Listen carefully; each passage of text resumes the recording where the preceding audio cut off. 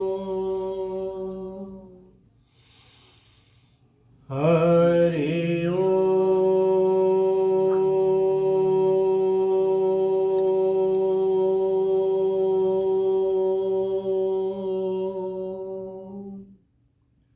हथेलियों को आपस में रगड़कर अपने चेहरे और आंखों पर लगा लें। अब आप चाहें तो आंखें खोल सकते हैं।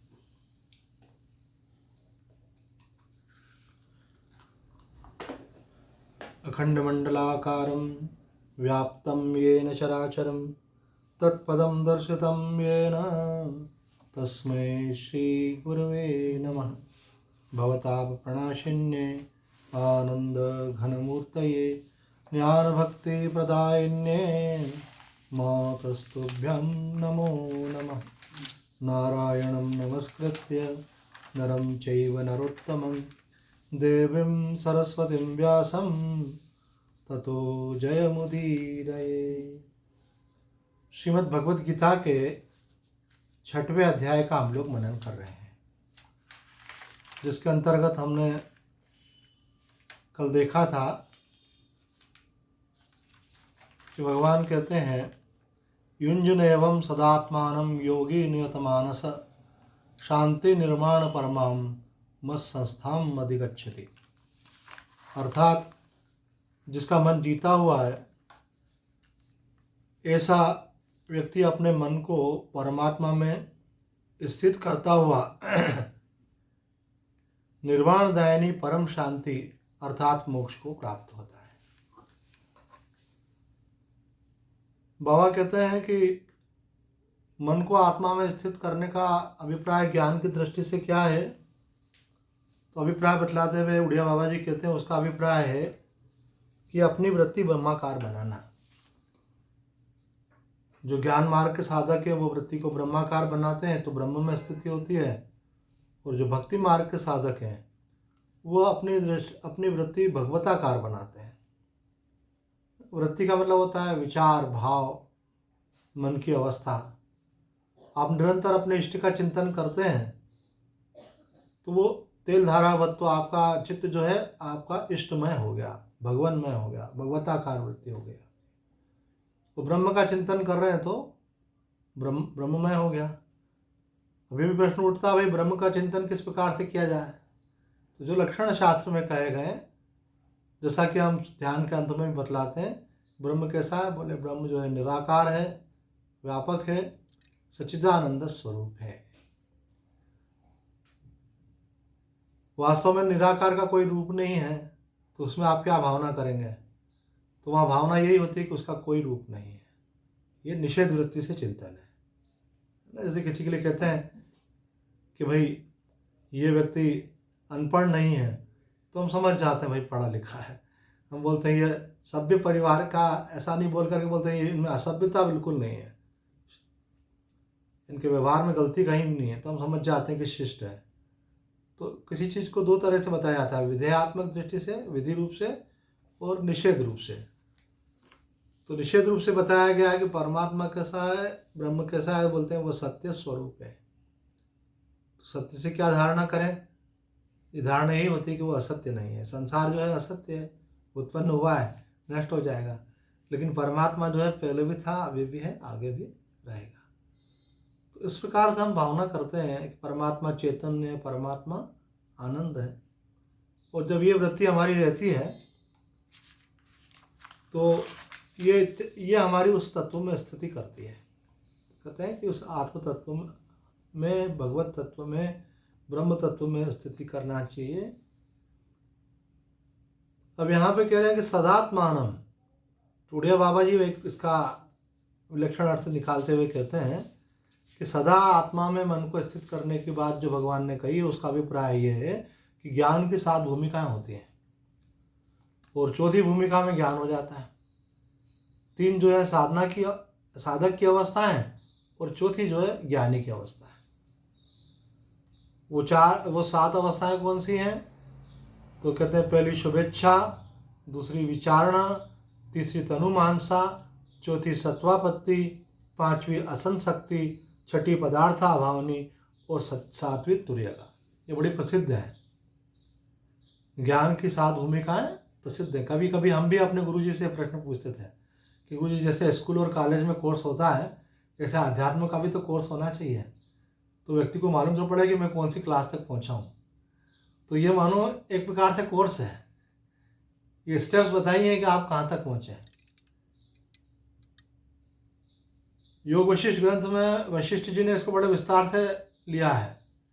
हम इसको अति संक्षेप में लेते हुए आगे बढ़ेंगे, क्योंकि प्रसंग तो हमारा गीता जी का है, पर बीच में ये बात आई सदात्मानम, कि सदा आत्मा में स्थित करना चाहिए।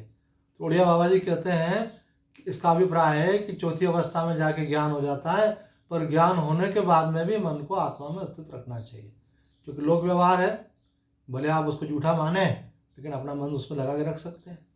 आपको मालूम हो कि मन झूठा है, संसार झूठा है और मैं आत्मा ही सत्य हूँ, ये जगत झूठा है, इसका अधिष्ठान ब्रह्म ही सत्य है, लेकिन फिर भी जो झूठा है उसके साथ खेल खेलने लग गए आप। तो बोले नहीं, आपको चाहिए कि अपने व्यवहारों का संकोच करके अपनी वृत्ति को ब्रह्माकार बनाए रखें। वो चौथी अवस्था में ज्ञान होने के बाद में भी 5वीं, 6ठी और 7वीं अवस्था की बात इसलिए आती है कि चौथी अवस्था में वो ब्रह्मविद कहलाता है, और 5वीं अवस्था में ब्रह्मविद वर, फिर 6ठी अवस्था में ब्रह्मविद वरियान, और फिर 7वीं अवस्था में ब्रह्मविद वरिष्ठ। ब्रह्मविद, ब्रह्मविद वर, ब्रह्मविद वरियान और ब्रह्मविद वरिष्ठ, ये ज्ञान के ही अवस्थाएं बताई गई हैं। तो सबको भी एक्सप्लेन करते हैं थोड़ा थोड़ा शॉर्ट में। सबसे पहला बताया शुभेच्छा। साधक के यहाँ से एडमिशन हो गया अध्यात्म के स्कूल में, तो सबसे पहले कौन सी है? शुभेच्छा। मतलब ज्ञान प्राप्ति की इच्छा आपके अंदर जागृत हो जाए, भगवत प्राप्ति की इच्छा आपके अंदर जागृत हो जाए, मेरा कल्याण हो ऐसी जिज्ञासा आपके अंदर जागृत हो जाए। है ना, कई लोग क्या होता है, देखा देखी भी चले जाते हैं इस मार्ग पे कि भाई सब लोग जा रहे हैं तो हम भी चल पड़े, जाना अच्छा है इसलिए चल पड़े। तो अभी वो शुरुआत नहीं मानी जाएगी। शुरुआत तब मानी जाएगी जब आपके अंदर ये जिज्ञासा जागृत हो, मुमुक्षा हो, ऐसी इच्छा हो आपकी कि मेरा कल्याण हो, मेरा मोक्ष हो, मैं सब दुखों से मुक्त हूँ, अथवा भक्ति की दृष्टि से मुझे भगवान की शरणागति प्राप्त हो, मुझे भगवत तत्व का साक्षात्कार हो, उनका दर्शन हो, ऐसी आपके अंदर इच्छा जागृत हो जाए। और आप जानते हैं जब आपके अंदर कोई इच्छा होती है ना, तो वो आपको बीच बीच में याद आती रहती है। जैसे अभी मानो मैं सोच लूँ कि मुझे लैपटॉप लेना है, तो मुझे हर थोड़े थोड़े दिन में बीच बीच में याद आता रहेगा, अरे भाई हाँ लैपटॉप लेना है। किसी को गाड़ी खरीदना हो तो ख्याल आता है कि हाँ गाड़ी खरीदना है। फिर कोई आके बैठेगा तो बाकी सब बातचीत तो करेगा, बीच में वो वाली बात भी करेगा जो उसके मन में बैठी हुई है। क्यों? क्योंकि वो उसका संकल्प है उसको लेकर के। तो इसी प्रकार से जो भगवान का भक्त होता है उसमें इच्छा जागृत हो जाती है, तो वो जो भी आता है तो वो बोलता है कि क्यों, जैसे आप लाइफ में जी रहे हो तो क्या आप सेटिस्फेक्शन फील करते हो? कुछ कमी महसूस नहीं होती आपको? कभी आपको लगता नहीं है कि हम कहाँ से आए और कहाँ जाना है? हमारा वास्तविक स्वरूप क्या है? क्या आपको नहीं लगता है कि जीवन में मनुष्य बंधन में जी रहा है, समस्त बंधनों से मुक्ति हो सके? तो जिसके मन में जो बात होती है वो फिर वो वाली बात जरूर करता है। और अगर लोग उसको इंटरेस्ट नहीं लेते हैं तो वो सोचता है कि इसके बारे में जिसकी रुचि है वहाँ जाओ। तो वो फिर संत महात्माओं के पास जाता है कि महाराज जी आपने संन्यास लिया तो क्यों लिया? संन्यास लेने का क्या उद्देश्य है? और परमात्मा कैसे मिलता है? और संन्यास के बाद का जीवन और पहले के जीवन में क्या फर्क होता है? क्या घर में रह के भगवान नहीं मिलते हैं क्या? फिर इस प्रकार की बातें वो शुरू कर देता है। इसको बोलते हैं शुभेच्छा। ये शुभ इच्छा उसके अंदर जागृत हो गई है। जिस काम के लिए भगवान ने उसे भेजा था उस काम को करने की इच्छा उसके अंदर अब जागृत हो चुकी है। आगे कहते हैं विचारणा। फिर जब गुरु की शरण में आए, महापुरुषों की शरण में आए, तो वो उनको समझाते हैं कि बेटा सत्य क्या है, असत्य क्या है, परमात्मा क्या है, जगत क्या है, जड़ क्या है, चेतन क्या है, सदा रहने वाला कौन सा तत्व है और मिट जाने वाला क्या है, तुम वास्तव में कौन और वास्तव में तुम कौन नहीं हो। अभी तुमने मान रखा अपने को जो, वो तुम नहीं हो। संसार में साधारण मनुष्य सब अपने को एक नाम वाला मानते, मेरा ये नाम है, और जो उनका रूप उनको कांच में देखते हैं वो बोले ये मैं हूँ। 5 फीट कुछ इंच का, कुछ 6 फीट इंच के भी हो सकते हैं। और अपनी उपाधि से अपने को पहचानते हैं कि अमुक का पिता का पुत्र हूँ, अमुक जाति का हूँ, अमुक आश्रम का हूँ, ब्राह्मण हूँ, क्षत्रिय हूँ, वैश्य हूँ, ये पढ़ा लिखा हूँ। तो ये अपनी पहचान समझते हैं। तो महात्मा समझाते बेटा ये तुम्हारी असली पहचान नहीं है, क्योंकि शरीर मिलने के पहले भी तुम थे और शरीर छूटने के बाद भी तुम रहोगे। इस गफलत में तो दुनिया ही जी रही है। इसमें कौन सा आश्चर्य है कि तुम अपने को एक व्यक्ति मान रहे हो। थोड़ा आगे बढ़ो, ये ज्ञान नहीं है, ये अज्ञान है। इसी कारण तुम परमात्मा से विमुख हो गए हो। जब तक आप अपने को शरीर मानोगे आपको संसार के नाम रूप खींचते रहेंगे। स्वामी जी ने बड़ी सुंदर बात कही है कि शरीर और संसार ये दोनों एक क्वालिटी के हैं। इसलिए जब तक आप शरीर अपने को मानोगे ये भी जड़ है और वो भी जड़ है, तो संसार आपको खींचता रहेगा। संसार के संबंधी हैं, वस्तुएं हैं, व्यक्ति हैं। और जैसे ही आपको ये बोध जागृत होगा कि अरे मैं शरीर नहीं हूँ, मैं तो चेतन आत्मा हूँ। ये शरीर मुझे मिला है अपना काम बनाने के लिए। देखो शरीर मिला है तो आप सत्संग सुन रहे हैं, शरीर मिला है तो आप सेवा कर पाते हैं, शरीर मिला है तो आप सत्संग सुनने के बाद साधना कर पाते हैं, अपने कल्याण के लिए ध्यान कर सकते हैं। लेकिन शरीर नहीं मिलता तो कैसे करते हैं। तो ये शरीर भगवान ने दिया मानव का हमको, पर ये शरीर हम नहीं है, ये हमको समझना है। तो कहते हैं दूसरा चरण जो होता है वो होता है सुविचारणा, विचार करना, नित्य अनित्य विवेक। अब करते करते करते आपकी बुद्धि बहुत सूक्ष्म होने लगती है। ये साधना जो है आपकी बुद्धि को प्रखर बनाती है। जब बुद्धि आपकी सूक्ष्म हो जाती है तो उसको बोलते हैं तनु मानसा। आप आत्मा का चिंतन करते हो, आत्मा का तो कोई आकार ही नहीं है। तो सूक्ष्म मन जो है आत्मवत होने लगता है, अर्थात उसके अंदर जो स्थूलता की पकड़ है वो छूटने लगती है। मन को वो हम बोलते हैं कि आत्मा चैतन्य, हम चैतन्य का चिंतन करते हैं, मन की जड़ता कम होती है। मन के अंदर हम चिंतन करते हैं कि आत्मा आनंद स्वरूप है, मन की दुख रूपता छूटती है। तो मन जो है धीरे धीरे अपना स्थूल स्वरूप छोड़ करके सूक्ष्म स्वरूप में प्रवेश करता है, सात्विक होता जाता है, सूक्ष्म होता जाता है। इसी को बोला तनु मानसा। ये सूक्ष्मता की एक डिग्री होती है जहाँ जाने के बाद मन आत्मा में लीन हो जाता है। वो चौथी अवस्था कहलाती है सत्वापत्ति। तो कहते हैं सत्व गुण का उद्रेक होकर व्यक्ति को अपने स्वरूप का ज्ञान हो जाता है। आत्मज्ञान और संसार के ज्ञान में एक बड़ा अंतर है। संसार का जो ज्ञान होता है वह दृश्य रूप से होता है, अनुभव होता है। आत्मा का ज्ञान दृश्य रूप से नहीं होता है कि यह आत्मा और आपने इसको जान लिया। आत्मा का ज्ञान होने के लिए आपको आत्मा में लीन होना पड़ता है, आपका मन आत्मा में लीन हो जाता है ना। जैसे कोई आपको बोले कि क्या आपको गहरी निद्रा का ज्ञान है, तो बोले हाँ है। बोले कैसे? निद्रा में तो आपको अपना मन था ही नहीं, फिर उसका ज्ञान कैसे होगा? तो इसका मतलब ये कि आपका मन निद्रा में लीन हो गया और आपको अमन की अवस्था अनुभव हुई, तब आप समझते हैं कि मुझे निद्रा है। इसी प्रकार से जब तक आपका देह बोध बना हुआ है, शरीर का भाव बना हुआ है, तब तक आत्मभाव नहीं बना है। जब देह भाव छूट जाएगा तब आत्म तत्व में स्थिति हो जाएगी। उसकी पहचान ये है कि देह भाव नहीं रहा, मतलब आप आत्मभाव में हैं। उसको पहचानने का और कोई अन्य लक्षण नहीं है। इसको निषेध रूप से ही जाना जाता है कि देह भाव नहीं रहा, इसका मतलब आप आत्मस्वरूप में स्थित हो गए। जो साधक है वो कई बार ये सोचता है कि मैं आत्मा को प्राप्त कर लूँ, तो कोई प्राप्त करने की चीज़ नहीं है। अनात्मा का त्याग करना ही आत्मा को प्राप्त करना है। देह भाव को छोड़ना ही आत्म भाव को प्राप्त होना है। संसार से आसक्ति छोड़ने का मतलब ये है कि परमात्मा को प्राप्त करना। ये बड़े मजे की बात यह है कि व्यक्ति संसार को छोड़ना भी नहीं चाहता और परमात्मा को भी पाना चाहता है,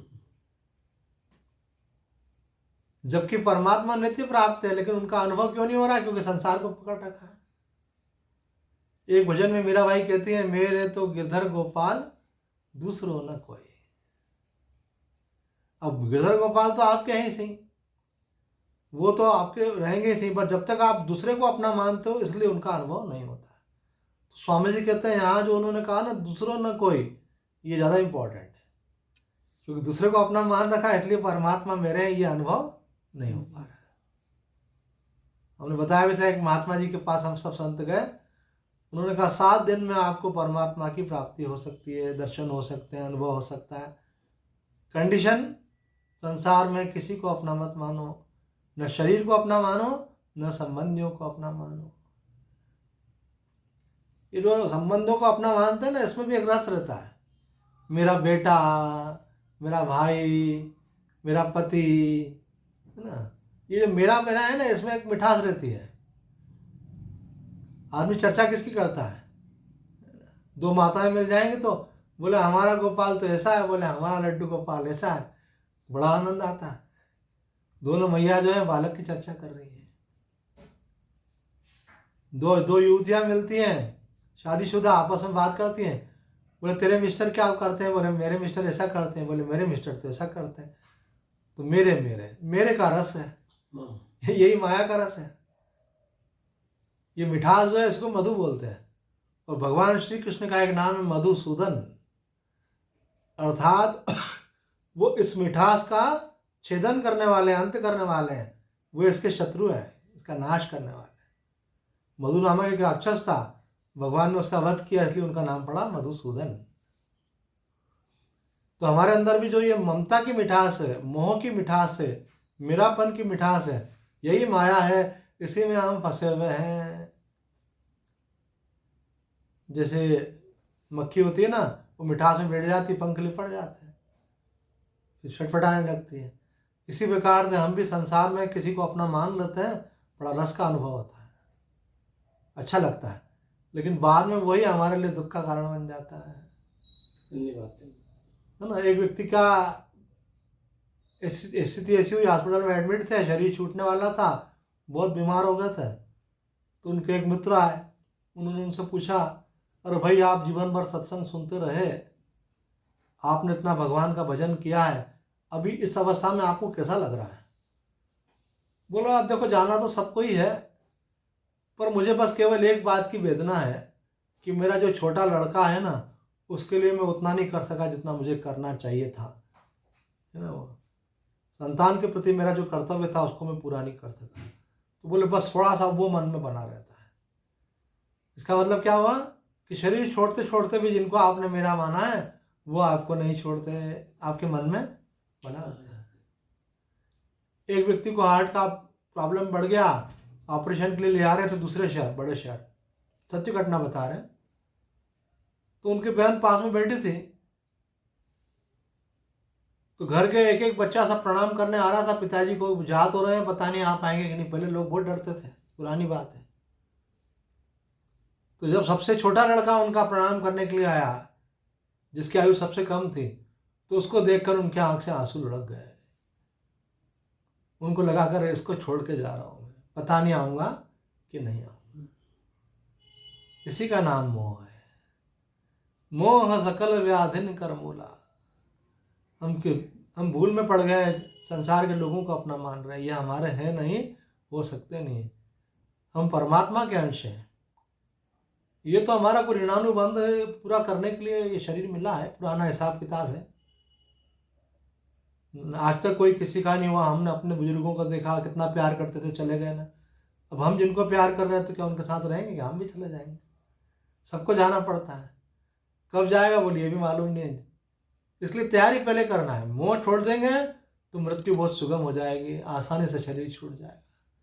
और अगर मोह नहीं छोड़ा तो आखिर के समय जीव बड़ा व्यथित होता है, मृत्यु से डरता है। मरने से कितने डरते हैं लोग, देखा होगा आपने कोरोना काल में कितना घबरा रहे थे कोरोना नहीं हो जाए। तो ठीक है, शरीर की रक्षा करना चाहिए, अपने कर्तव्यों का पालन भी करना चाहिए, इसके द्वारा ही आप भक्ति कर सकते हो। लेकिन डर क्यों लगता है? क्योंकि ये मान लेते हैं कि ये मैं हूँ। वो तो जब जाना है तो जाना ही पड़ेगा। इसको मेरा मानने से तकलीफ होती है, और मेरापन छोड़ दिया तो जैसे अपन कपड़े आसानी से बदलते हैं, इसे जीवात्मा देह का आसानी से परित्याग कर देता है। और कोई आसक्ति नहीं हो तो जीवात्मा अपने निज स्वरूप में अथवा भगवत स्वरूप में लीन हो जाता है। अगर भगवान का भक्त है तो भगवान का धाम प्राप्त होता है, उनके चरणों में रति गति मति प्राप्त होती है।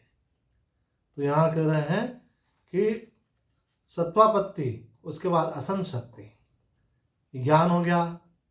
उसके बाद बोलते हैं अब वो बना रहे दृढ़ बन हो, उसके लिए आपको अभ्यास करना पड़ता है। जितना जितना आप अपने ब्रह्म स्वरूप का, भगवत स्वरूप का अभ्यास करेंगे तो दृश्य का संस्कार घटता चला जाएगा। आपको संसार का चिंतन कम होता चला जाएगा, मन में विचार कम आने लगेंगे। हमारे पूज्य स्वामी कृष्णानंद जी कहते थे कि आध्यात्मिक उन्नति के लक्षणों में एक लक्षण ये है कि आपका मन जो है वो जितना जितना शांत रहने लगे, समझना चाहिए उतनी उतनी आपकी आध्यात्मिक उन्नति हो रही है। जिसका मन संसार में ज़्यादा रहता है ना, उसको मानसिक चिंतन बहुत चलता है। जितना राग द्वेष होगा उतना ज़्यादा चलेगा, और जितना आपका राग द्वेष घट जाएगा, मोह घट जाएगा, ममता घट जाएगी, उतना आपका मन कम चलेगा, शांत ज़्यादा रहेगा। आप वर्तमान में रहने लगेंगे, भूत भविष्य का ज़्यादा नहीं सोचेंगे। जो हो गया वो तो हो गया, और जो होना होगा सो होगा। वर्तमान में रहेंगे, अपना जो आवश्यक कर्तव्य है वो करेंगे और शांत भाव से रहेंगे। बहुत सारे विकल्प आपके मन में नहीं आएंगे। एक महात्मा जी ने इस संदर्भ में मुझे याद आती है बात, अंतःकरण की शुद्धि की एक परिभाषा बतलाई। हमने आपको बताया था, उड़िया बाबा जी कहते हैं अंतःकरण की शुद्धि के 2 लक्षण हैं। एक तो संसार में आसक्ति न रहना, और दूसरा लक्षण बताया उन्होंने कि भगवत प्राप्ति की प्रबल जिज्ञासा होना। यह अंतःकरण की शुद्धि के लक्षण है। लेकिन एक अन्य महात्मा ने अंतःकरण की शुद्धि का बहुत सुंदर एक लक्षण बताया। अंतःकरण की शुद्धि का लक्षण यह है कि मन में बहुत सारे विकल्प न उठना। आप देखते हैं कई लोग कोई काम करते हैं तो लगते हैं तो उसको सफलतापूर्वक पूरा कर लेते हैं। कुछ लोगों को देखोगे कोई काम शुरू करेंगे, उसको छोड़ देंगे, फिर दूसरा शुरू कर देंगे, दूसरा शुरू करेंगे, अभी वो पूरा हुआ ही नहीं, तीसरा शुरू कर देंगे। ये मन की विक्षिप्त अवस्था है, इधर से उधर जाना, एक पर नहीं टिक पाना। पर ऐसा इसलिए होता है कि हमको एक से अधिक जगह आसक्ति होती है, तो मन कभी यहाँ कभी वहाँ कभी वहाँ ऐसे भटकता है। ध्यान में भी होता है ऐसा। तो यहाँ कहते हैं असंग शक्ति, अर्थात दृश्य के संसर्ग का घट जाना, ये 5वीं अवस्था थी। 6वीं अवस्था पदार्थ अभावनी। पदार्थ अभावनी की व्याख्या करते हुए उड़िया बाबा जी कहते हैं दृश्य की अप्रतीति हो जाना। जैसे गहरी निद्रा में संसार प्रतीत नहीं होता है, ऐसे आपका चित्त इतना शांत हो गया कि अब आपके मन में संकल्प ही नहीं उठ रहा है, निसंकल्प हो गए, किसी का ख्याल ही नहीं आ रहा है। पदार्थाभावनी अवस्था ऐसी होती है कि व्यक्ति को यह भी ख्याल नहीं आता है कि मैंने स्नान किया कि नहीं किया, मैंने भोजन किया कि नहीं किया, मैं अपने घर में बैठा हूँ कि बाहर बैठा हूँ। उनके साथ वाला उनको बोलता महाराज जी भोजन कर लो। अच्छा भोजन कर लें, हाँ कर लो। महाराज जी समय हो गया, स्नान कर लें। बोले ठीक है। महाराज जी रात हो गई है, सो जाएं। सो जाएं क्या? बोले ठीक है सो जाते हैं। जैसे छोटे बच्चों का रहता है ना, उनकी माँ बोलती चलो चुपचाप सो जाओ, रात हो गई है, चलो अब खाना खा लो। ऐसे उनको भी कुछ ख्याल ही नहीं आता है कि क्या करना है क्या नहीं करना है। ऐसे वो ऐसे ब्रह्मलीन अवस्था में रहते हैं। धन्य वो लोग जिनको ऐसे महापुरुषों के भी दर्शन हो जाते हैं। रस में डूबे हुए, बिल्कुल जैसे रसगुल्ला होता है ना, रस में अंदर बाहर रस, ऐसे वो भगवत रस में डूबे हुए रहते हैं। एक अलग आनंद, अलग सौंदर्य, अलग मस्ती उनकी होती है। ये 6ठी अवस्था है। 7वीं अवस्था बताइए तुर्यगा। तुर्यगा अवस्था ऐसी है कि वो इन सबसे भी निर्लिप्त हो जाता है। 6ठी अवस्था वाले का तो बताया है कि वो आनंद में डूबा रहता है, लेकिन 7वीं अवस्था कही है आनंद का भी त्याग करके और शुद्ध स्वरूप में टिक जाता है। वहाँ वो आनंद निरानंद से भी परे है। वो तो जो है सो है, उसको शब्दों में व्याख्यायित नहीं किया जा सकता ऐसी। लेकिन उस अवस्था में रहते हुए भी संसार के सब कर्म उसके द्वारा होते हैं, आवश्यक कर्म, और उन सबको करते हुए भी उसमें बिल्कुल दृढ़ निश्चय रहता है कि एक आत्मा का सिवा कुछ है ही नहीं, है सब माया मात्र है। एक भक्त ने बाबा से प्रश्न पूछा कि बाबा ये जो तुर्यगा अवस्था है, तो योगी की, भक्त की और ज्ञानी की तुर्या अवस्था में कुछ भेद होता होगा, जो सबसे फाइनल स्टेज मानी गई है। तो बोले योगी की, भक्त की और ज्ञानी की तुर्या अवस्था में फर्क होता होगा। तुर्या तो आप समझ ही गए ना। एक अवस्था होती है जागृत, जिसमें अभी हम बैठे हैं बातचीत कर रहे हैं। दूसरी होती है स्वप्न अवस्था, जिसमें रात को सोते हैं तो सपने आते हैं। तीसरी सुषुप्ति अवस्था होती है, जिसमें कोई सपना भी नहीं होता है, गहरी निद्रा होती है। और चौथी अवस्था होती है जहाँ केवल चैतन्य का बोध रहता है, अस्तित्व का बोध होता है, अपने होने का बोध होता है। अथवा जो भगवान का भक्त है तो उसको केवल भगवान का ही बोध होता है, भगवान के अलावा कोई थॉट ही नहीं रहता वहाँ, एकमात्र परमात्मा में ही उसका मन पूरी तरह से डूबा हुआ रहता है। तो बाबा से पूछे भाई भक्त की अवस्था और ज्ञानी की अवस्था में क्या फर्क है? तो बाबा बतला रहे हैं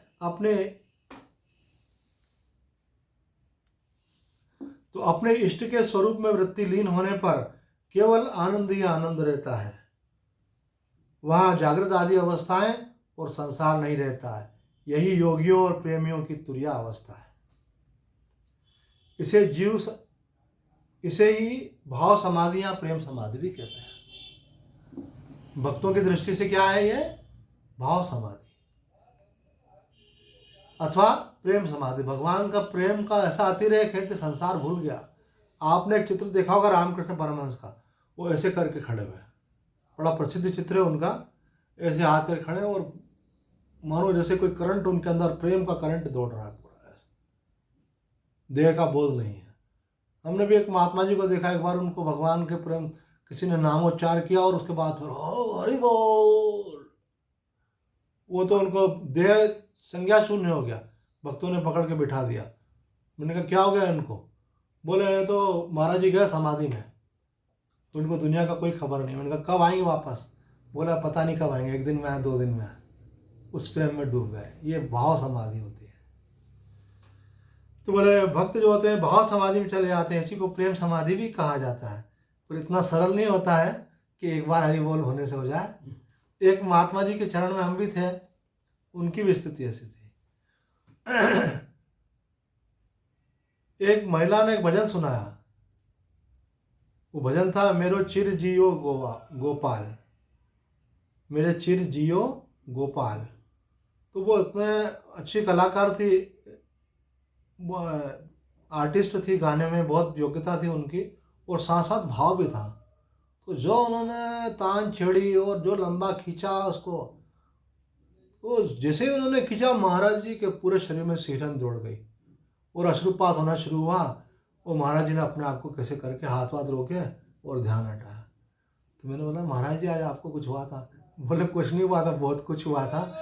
अगर हम थोड़ा सा अगर नहीं संभाल पाते अपने को तो हम आप लोगों के साथ वापस लौट करके नहीं जा पाते। फिर हमको उठा करके कोई ले आए तो बात अलग, नहीं तो वहीं रहते।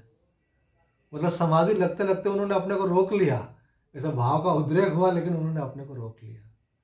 कई लोग भाव लाने की कोशिश करते हैं, आ नहीं पाता है, लेकिन महापुरुषों की ये भी लीला रहती है कि वो जानते हैं अभी भाई परिस्थिति ऐसी है, यहाँ दूसरों को असुविधा होगी तो अपने भाव को रोक लेते हैं। तो कहते हैं कि जो प्रेमी भक्त होते हैं भगवान के, उनको ये प्रेम समाधि और भाव समाधि लग जाती है। और ज्ञानियों की तुरीय अवस्था इन दोनों से विलक्षण है। वो कैसी है? संपूर्ण सृष्टि तथा ब्रह्मा विष्णु आदि भी अपने स्वरूप में दिखना, ऐसी अवस्था उनकी होती है।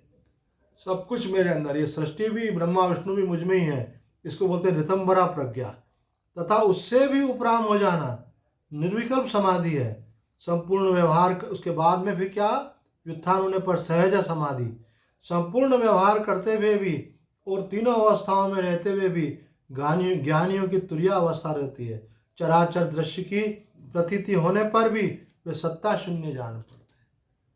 इसको बुद्धि से समझना संभव नहीं होता है, क्योंकि आपने देखा कि जो अपने अंदर ब्रह्मा विष्णु महेश को अनुभव कर रहे हैं, सारी सृष्टि को अपने अंदर देख रहे हैं, और उसके बाद उससे भी उपराम हो गए, उसके बाद जो अवस्था उनको प्राप्त हो रही है वो उन ज्ञानी की तुरीय अवस्था है। और बड़े आश्चर्य की बात है कि उस अवस्था में रहते वो सारे व्यवहार भी कर लेते हैं, और व्यवहारों करते हुए भी संसार की सत्ता को स्वीकार नहीं करते हैं। एक ब्रह्म तत्व का ही उनको अनुभव होता है। ये गीता जी के अंदर ये जो श्लोक है 6वें अध्याय का जो 15वां श्लोक जिसकी चर्चा भी हम कर रहे हैं, इसमें मधुसूदन सरस्वती जी ने बहुत विस्तार से योग समाधियों का वर्णन किया है। विद्वानों के लिए पढ़ने योग्य है। ये 4 प्रकार की संप्रज्ञात समाधि होती है। एक असंप्रज्ञात समाधि होती है, सबीज समाधि, निर्बीज समाधि। वो प्रसंग अगर ले तो वो मानो 10-15 दिन तो वही चलने वाला अपने आप, इतना विस्तार से लिया उन्होंने। जो पढ़ना चाहे उनके लिए है। मधुसूदन सरस्वती जी ने बहुत विस्तार से इस प्रसंग को लिया है। और स्वामी जी इस विषय में कुछ कहते हैं, उसको कह करके पूरा करेंगे। स्वामी जी कहते हैं कि यहाँ पे साधक नियत मानस कब होता है, अर्थात उसका मन वश में कब होता है। मन पर अधिकार तभी हो सकता है जब उसका परमात्मा तभी हो सकता है जब उसका परमात्मा के सिवाय उसका और किसी के साथ संबंध नहीं होता। जब तक आपका संसार से संबंध बना हुआ है तब तक आपका मन पूरा वश में होने वाला नहीं है। जिसको आप अपना मानते हो उसमें मन जाएगा ही सही। इसलिए कबीर साहब जी का एक दोहा याद आता है कि कामी क्रोधी लालची इनसे न भक्ति होए। क्या कहते हैं? कामी क्रोधी लालची इनसे न भक्ति होए, और भक्ति करे कोई सूरमा जाति वरण कुल खोए। बोले भगवान को पाने के लिए आपको अपने मन से संसार को छोड़ना पड़ता है, छूट जाता है। जब तक आप धन को पकड़ के रखेंगे, जब तक संबंधों को पकड़ के रखेंगे, है ना, जब तक मान प्रतिष्ठा को पकड़ के, परमात्मा मिलने वाला नहीं। उसको परवाह नहीं रहती दुनिया की, वो तो परमात्मा के प्रेम में पागल होता है। तो कहते हैं जी, साधक नियत मानस अर्थात मन पर अधिकारी तभी हो सकता है जब उसका परमात्मा के सिवाय संसार के साथ कोई अलग से संबंध नहीं होता। भगवान के नाते सब अपने हैं, लेकिन संसार के नाते किसी से कोई मेरापन नहीं। हम लोग बोलते हैं ना, ये हमारे लिए स्पेशल है, समवन इज स्पेशल। बोले no one is special, only God is special.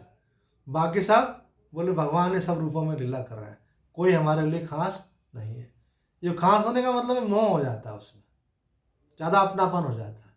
ज़्यादा अपनापन होने का मतलब है आप परमात्मा से अलग संसार की सत्ता को मान रहे हो।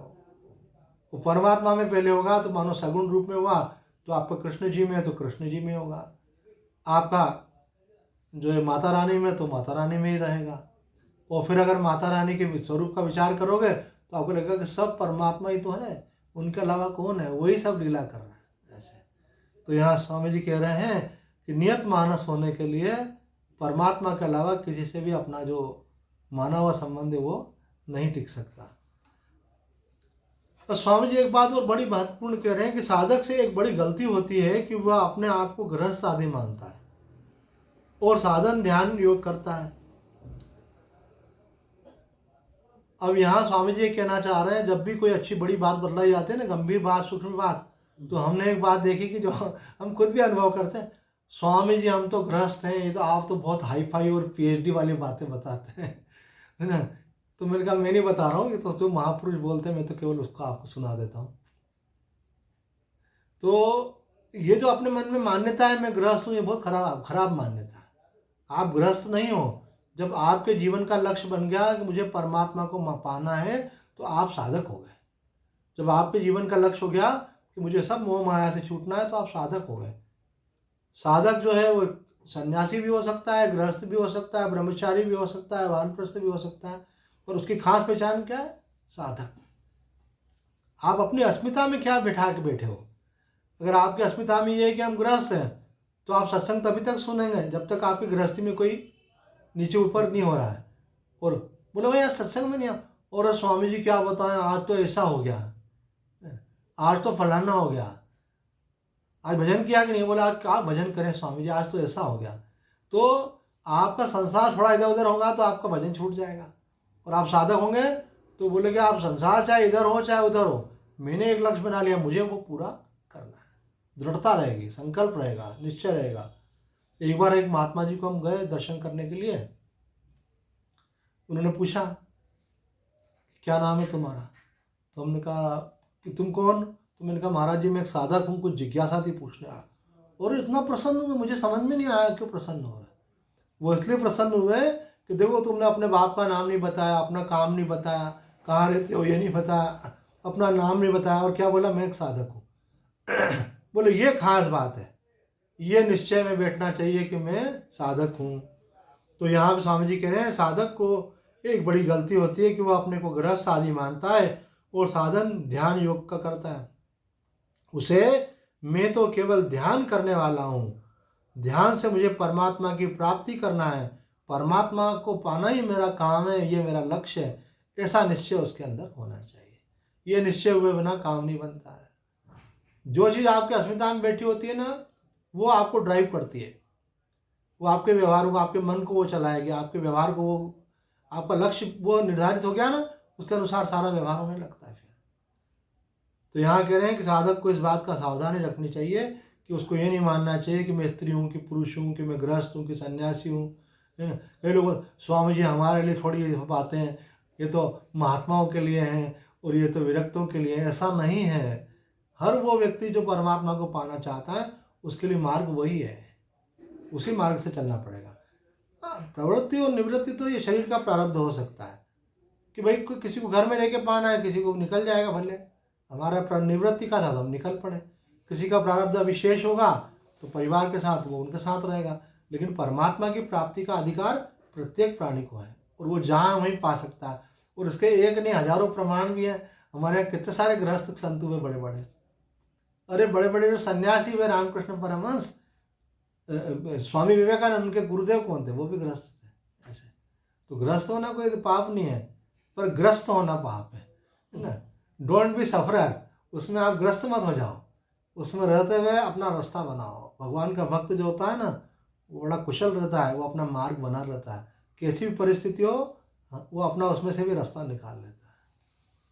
हमारे एक साधक थे, उनको तो कोरोना हो गया था, वो हॉस्पिटल में थे। हॉस्पिटल में भी वो प्रवचन सुन रहे थे, कोरोना में भी। बताओ आप, ये जो प्रवचन आप सुन रहे हैं वो ऑनलाइन हॉस्पिटल में भी सुनते थे। अभी कुछ समय पहले कोरोना काल था ना, तो उस समय वो सुनते थे वहाँ पे भी। बोले स्वामी जी मैं वहाँ पे भी सुनता था।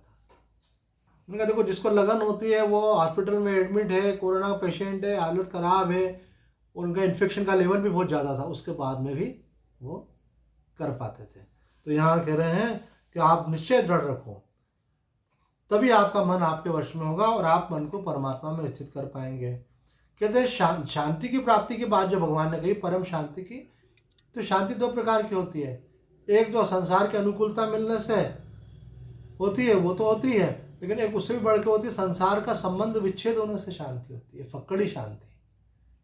उड़िया बाबा जी कहते हैं कई लोगों को तो त्याग करने के बाद में इतना समाधान का अनुभव होता है अंदर कि वो उसमें ही संतुष्ट हो जाते हैं। विरक्ति के अंदर ही उनको इतना आनंद आता है कि उनको उसमें ही ऐसा लगता है कि अरे वाह, हम धन्य धन्य हो गए। और ये बात हमारा अनुभव है। जब हम साधु बने तो हमको इतना आनंद आता था, लगता था हम संसार बंधन से छूट गए। अभी तो परमात्मा की प्राप्ति शेष थी, पर उसमें इतना आनंद आता था। तो यहाँ पे स्वामी जी कह रहे हैं, एक है शांति, दूसरी है परम शांति। संसार से संबंध विच्छेद होने से शांति होती है और परमात्मा की प्राप्ति होने से परम शांति की प्राप्ति होती है। समय को देखते हुए यहाँ विराम देते हैं, अगला श्लोक कर लेंगे। ओम पूर्णमदः पूर्णमिदं पूर्णात् पूर्णमुदच्यते पूर्णस्य पूर्णमादाय पूर्णमेवावशिष्यते। ओम शांति शांति शांति। हरि ओम तत्सत्।